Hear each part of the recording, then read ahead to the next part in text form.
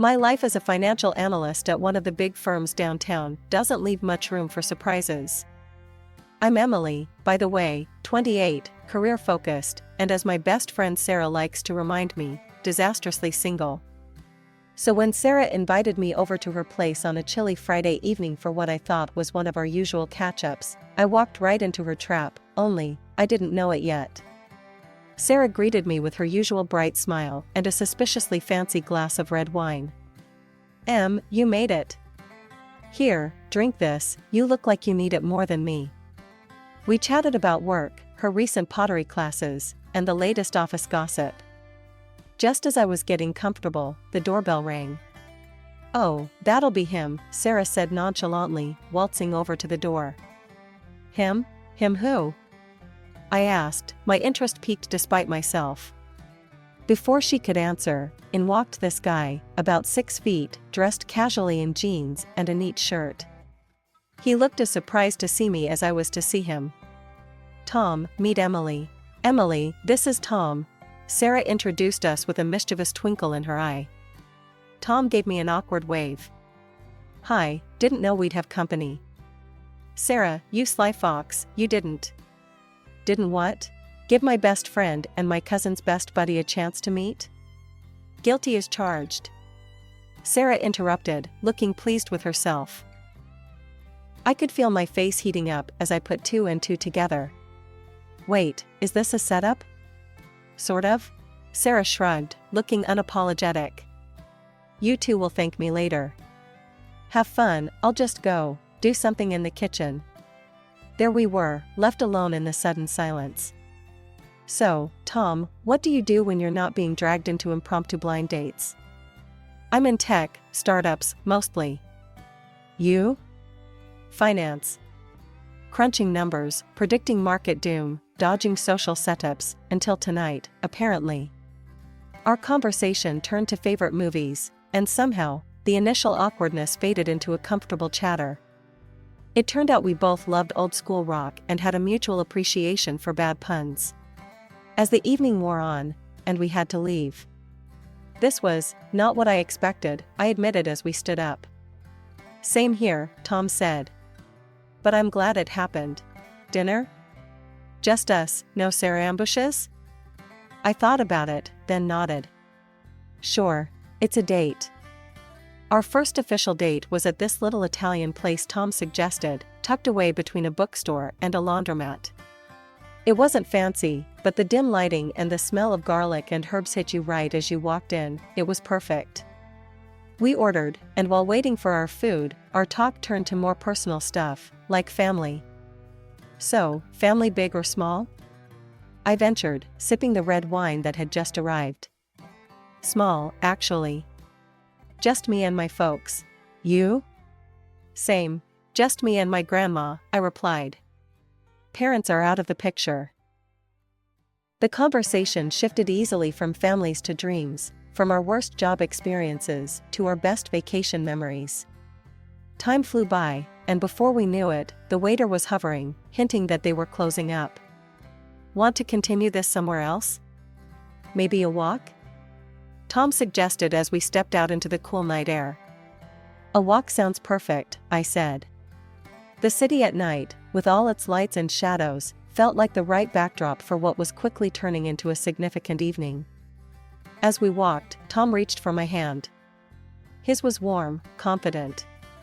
It felt right, walking there with him, chatting about nothing and everything.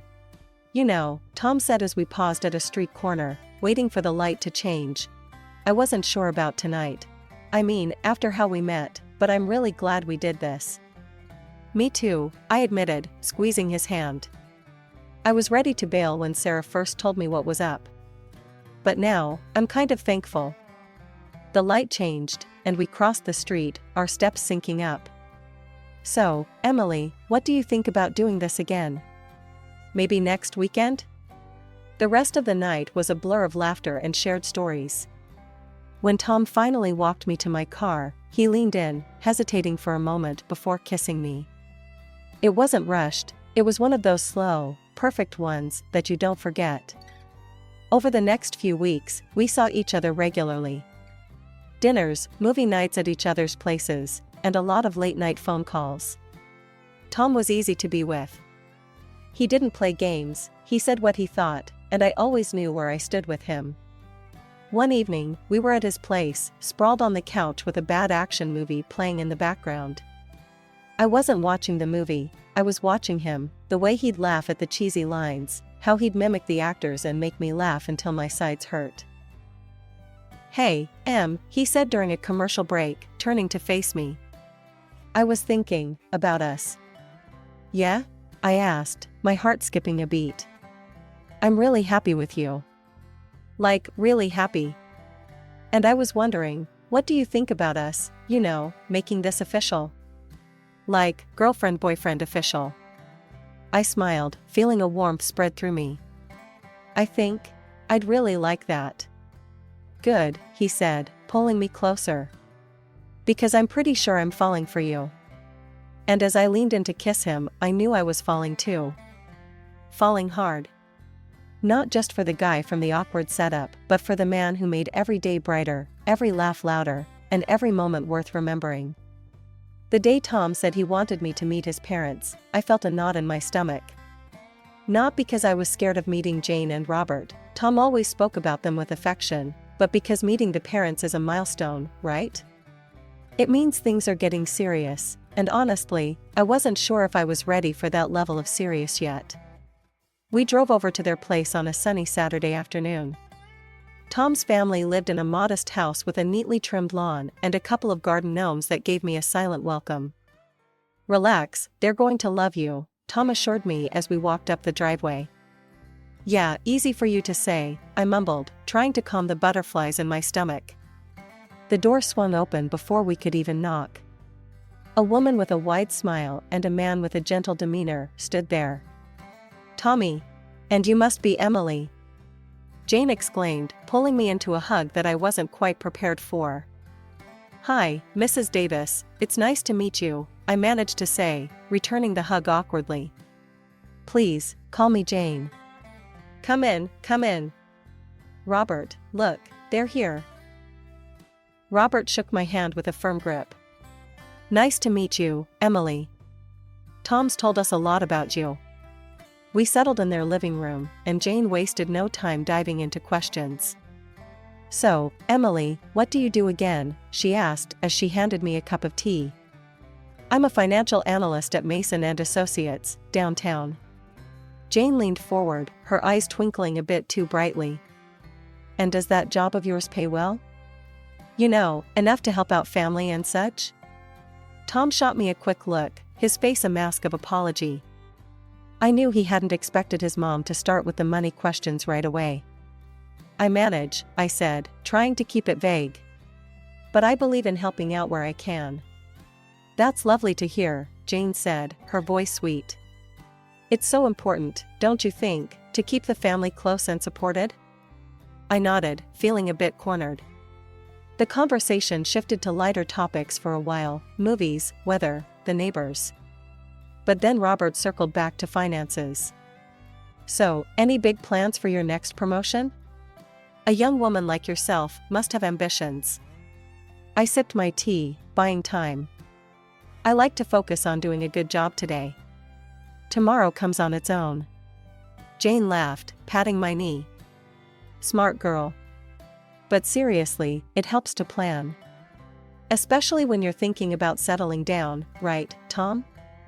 Tom, who had been quiet for a bit, nodded. "Yeah, planning is key." The rest of the visit was a blur of similar exchanges. When Tom and I finally left, I let out a breath I didn't know I'd been holding. In the car, I turned to him. "Your parents are interesting." Tom groaned. "I'm sorry about the interrogation, Em. They don't mean anything by it. They just want what's best for us." I smiled, but a part of me wondered exactly what they thought was best for us. Meeting the in-laws had left me with more questions than answers. But one thing was clear, this was just the beginning of what promised to be a very interesting relationship with Jane and Robert. The day Tom popped the question was like something out of a sappy movie that I'd mock but secretly loved. It was on our 1-year anniversary, right at the spot where we had our first unofficial date, by the Italian restaurant that started it all. When he went down on one knee, I didn't hesitate. Yes, I said, laughing over the tears, because who was I kidding? I loved that man. But planning a wedding with Tom turned out to be a roller coaster. It wasn't the choices about flowers or bands that threw me, it was the budget talks that turned my stomach. Tom dropped the bomb that he was tight on funds because of some big mess at work. Babe, I'm strapped right now. Can you? Can I what? Pay for most of it? Turns out, yes, I could and I did. But when I told Grandma, she just clicked her tongue and gave me that look. You watch out, Emily. Don't let them make a cash cow out of you. I laughed it off. Grandma, it's not like that. Tom's just hit a rough patch. She muttered, not convinced. And his folks? They chipping in? Not much to chip in with, I admitted. But it's okay, really. We'll manage. The wedding day was beautiful, no thanks to the weather, which decided to be perfect for once. I was floating through most of it, from the idos to the dances. Yet, amidst the blur of congratulations and champagne, Grandma pulled me aside, her grip surprisingly strong on my arm. These folks, Emily, they're not your fairy tale. Watch your back. Grandma, come on, it's my wedding day, I said, trying to keep the mood light. Just saying, she shrugged, then softened a bit. I'm here for you, girl. Always. The reception was in full swing when Jane and Robert cornered me. Lovely wedding, Emily, Jane gushed, her eyes scanning the room like she was calculating the cost of every decoration. You've outdone yourself. Thanks, Jane. We're just glad everyone could make it. Robert, who'd been quiet, chimed in with a chuckle. Sure is an expensive taste you've got. Hope our Tom can keep up with you. The night ended with more dancing, more laughing, and way too many photos. Tom was his usual charming self, making sure everyone was having a good time. On our way to the hotel, he slipped his hand in mine. You okay? You seemed a bit off tonight. Just tired, I guess, I said, squeezing his hand. Today was perfect. Yeah, he said, but his voice trailed off, like there was something more he wasn't saying. Lying in bed that night, in the fancy hotel suite that my money had paid for, Tom's breathing steady beside me. I couldn't shake Grandma's words or the nagging feeling that maybe, just maybe, I had signed up for more than just a marriage. A couple of days after our wedding, still buzzing from the thrill and chaos of the celebration, I expected a quiet Sunday with Tom, maybe nursing a hangover with some greasy breakfast in bed. But no, that was not to be. By 10 a.m., Tom's parents, Jane and Robert, showed up at our doorstep, unannounced. Morning, kids. Jane chirped as they barged in. I was still in my PJs, and here were my in-laws, looking as chipper as if it was a midday barbecue. Morning, I mumbled, confused. What's up? We thought we'd help you sort out all those lovely gifts. Robert declared, already heading towards the pile of presents stacked in the corner of our living room. As we unwrapped gifts, it quickly turned into a claiming session with Jane and Robert putting aside choice items. Oh, this vase will look perfect in our living room, Jane said, not even pretending to ask. I shot Tom a look, my eyes screaming, are you seeing this? He gave me an apologetic half-smile and went on unwrapping another gift. I tried to keep my cool. Actually, Jane, that was a wedding gift for us, from my boss. Oh, honey, I know, but you have so many already. And we have the perfect spot for it, she retorted without missing a beat. Tom didn't say anything, so I had to insist on my own. Jane, let's not take the stuff meant for us, okay? Jane looked like she'd sucked on a lemon, but put the vase down. Fine. The morning dragged on, with more subtle, and not so subtle, attempts to pick through our gifts. By the time they left, I was fuming. Tom could tell. Babe, I'm sorry. They can be a bit much, he admitted as he closed the door behind them. I know. It's just how they are. But we'll set some boundaries, okay? I nodded, not convinced, but too exhausted to argue. The gift debacle was just the start. At my birthday dinner, which I decided to host at a nice restaurant, the drama continued. Jane and Robert had the nerve to order the most expensive things on the menu, stuff I couldn't even pronounce. As they sampled their way through a seafood platter that looked like it cost more than my wedding dress, I leaned over to Tom. Did they even look at the prices? Tom chewed his lip, watching his parents. Don't worry about it. It's just once a year, right? The evening ended with me paying an eye-watering bill and a silent ride home. I was seething. Tom was silent. The true test came with the holidays and birthdays. Jane and Robert had this way of sending us their wish lists, always topped with the priciest items. High-end electronics, fancy kitchen gadgets, you name it, they wished for it. I tried to play along at first, thinking it was just their way of being helpful. But when Christmas rolled around and we exchanged gifts, the imbalance was glaring. They handed us a pair of mismatched coffee mugs they probably picked up on sale. The frustration built over each holiday. Every time they handed us their inexpensive, often thoughtless gifts, it was like a slap in the face, especially when they opened our gifts to them with barely concealed glee. One Thanksgiving, after handing over a top-of-the-line blender they'd requested, I finally snapped when they handed us a set of cheap placemats. You know, it feels like there's a bit of a mismatch in how we do gifts, I said, trying to keep my voice light. It seems like a lot more thought goes into what you receive than what you give. The air grew tense, and Tom, catching the drift of the conversation, jumped in. Maybe we can just tone down the gift-giving a bit. Keep things simpler. I nodded, grateful for his intervention, but frustrated that it had come to this. This wasn't just about gifts, it was about respect, and clearly, there was a deficit.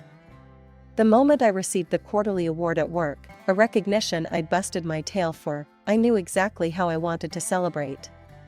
A trip to Paris. Just Tom and me, a week of romance in the city that I'd dreamt of revisiting since my college days. I was fluent in French, enamored with the art, the culture, the history. Guess what? I burst into our kitchen where Tom was fixing a sandwich. We're going to Paris. His face lit up. Seriously? That's amazing, babe. Sounds like a dream. I should have known better than to mention our plans around his parents during Sunday dinner. The moment the word Paris slipped through my lips, Jane perked up like a meerkat. Paris? Oh, how wonderful! She exclaimed, then exchanged a look with Robert. We've never been to Europe, you know. You two should take us with you. What a trip that would be, all four of us. I choked on my water. It's actually a romantic trip. Just for Tom and me. Jane's smile stiffened. Oh, but Emily, we'd be no trouble. We can make it a family trip. Tom glanced at me, his eyes apologetic. I shook my head slightly, hoping he'd back me up. Instead, he hesitated. Well, I mean, it could be fun, having my folks along. I felt the floor drop out from under me. Tom, we talked about this. This trip is for us to reconnect, just us two. That's when Robert chimed in. Don't be selfish, Emily. We're family now. Family shares. I couldn't believe what I was hearing. It's not about being selfish. It's about spending some quality time with my husband. The argument spiraled. Tom siding with his parents felt like a betrayal. They should come, Emily. You can sort out the tickets and hotel, right? I stared at him, my heart pounding with frustration and hurt. Sort it out myself? No, Tom, I can't believe you'd even ask that. We left his parents' house in silence, and the next few days were icy. Tom spent more and more time away, staying over at his parents' under the guise of helping them with house stuff. I was left alone, stewing in a mix of anger and disappointment. It was a typical Saturday morning, or so I thought, waking up to the incessant beeping of my phone. Groggily, I reached for it, squinting at the screen full of notifications, alerts from my bank, which I usually ignored as routine reminders or promotions. but this time, the word Paris caught my eye.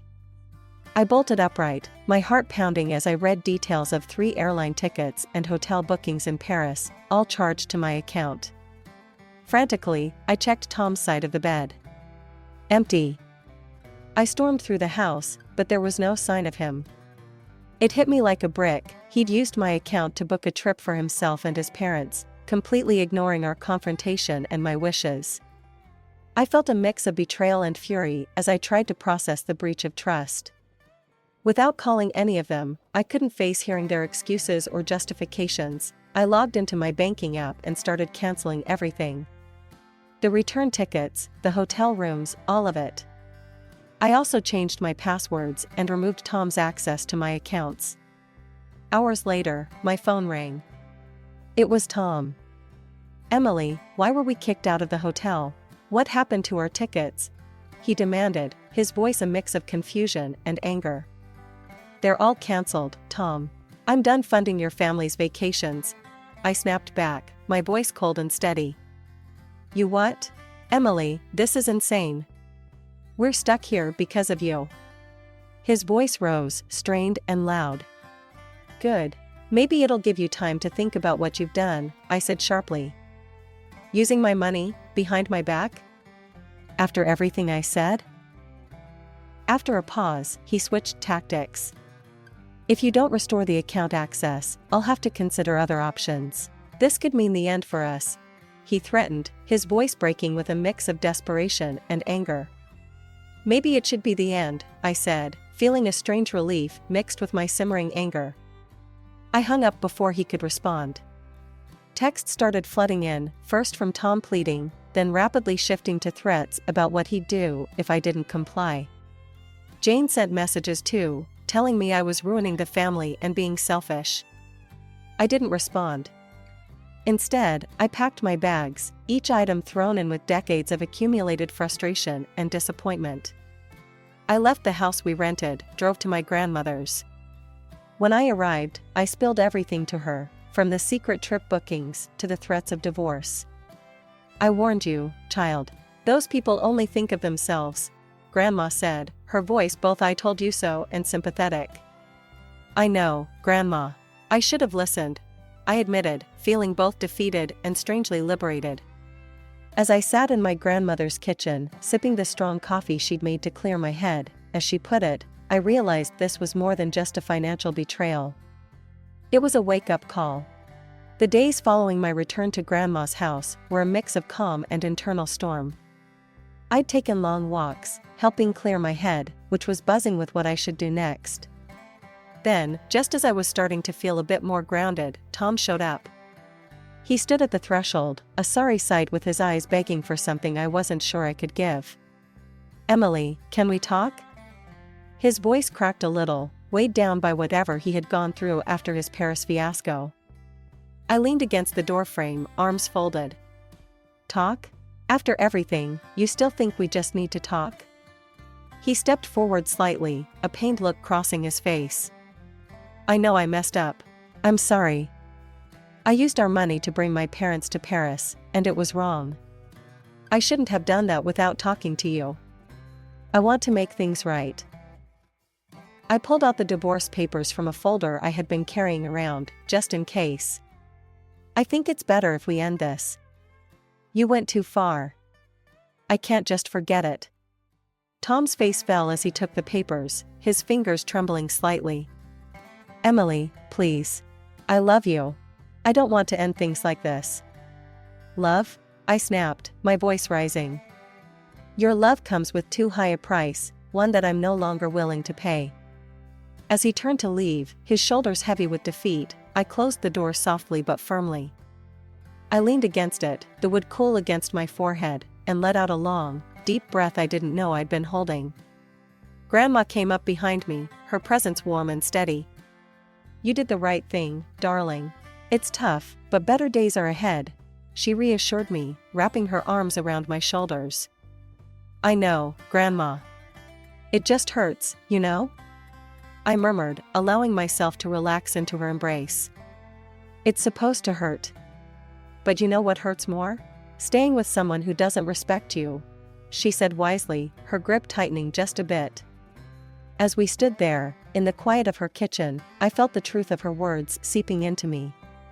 It was the end of a chapter, sure, but it was also the beginning of something new, something better. For the first time in a long time, I felt not just the weight of my decisions, but the strength in them.